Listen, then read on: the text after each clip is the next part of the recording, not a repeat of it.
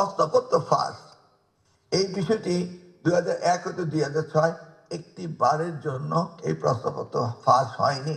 আমি অত্যন্ত সিরিয়াস ছিলাম। এবার প্রশ্নপত্র ফাঁস হলে সংশ্লিষ্টদের কঠিন আইনের আওতায় আনা হয়েছে। এতে যেখান থেকে ফাঁস হবে, আজকালকার দিনে এভিডেন্স খুব সহজ। যদি কোনো শিক্ষক প্রশ্নপত্র বা কোনো কেন্দ্রের সচিব যদি প্রশ্নপত্র পাওয়ার সাথে সাথে এগুলি যদি মিডিয়ার মাধ্যমে টেক্সট করে দেন, তাহলে সেই ক্ষেত্রে আমরা এগুলি আইডেন্টিফাই করতে পারবো। আমি আইসিটি মন্ত্রণালয়ের সাথে এই সাইবার ক্রাইম যারা করে তাদের সাথে মিটিং করেছি, এবং আমি কেন্দ্র সচিবদের টেলিফোন নাম্বারের লিস্টগুলো আপনারা সকলে আমার কাছে পাঠিয়ে দেবেন। আমি আপনাদের কাছে চিঠি দেব।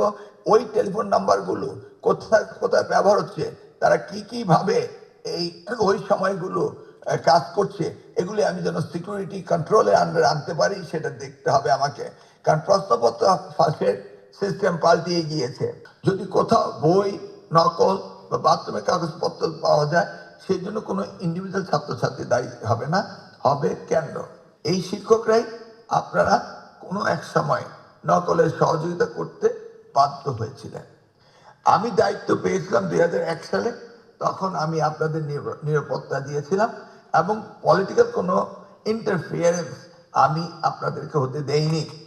আপনারা তখন স্ব-উদ্যোগে নিজেরা নকল প্রতিরোধ করেছিলেন, এবং এবারও সরকারের সদিচ্ছা, আমাদের সদিচ্ছা, এবং আপনারা জানেন আমার ব্যক্তিগত সদিচ্ছা, আপনাদের একই ইচ্ছা। সেই কারণে এবার আপনারাই নকল প্রতিরোধ করবেন।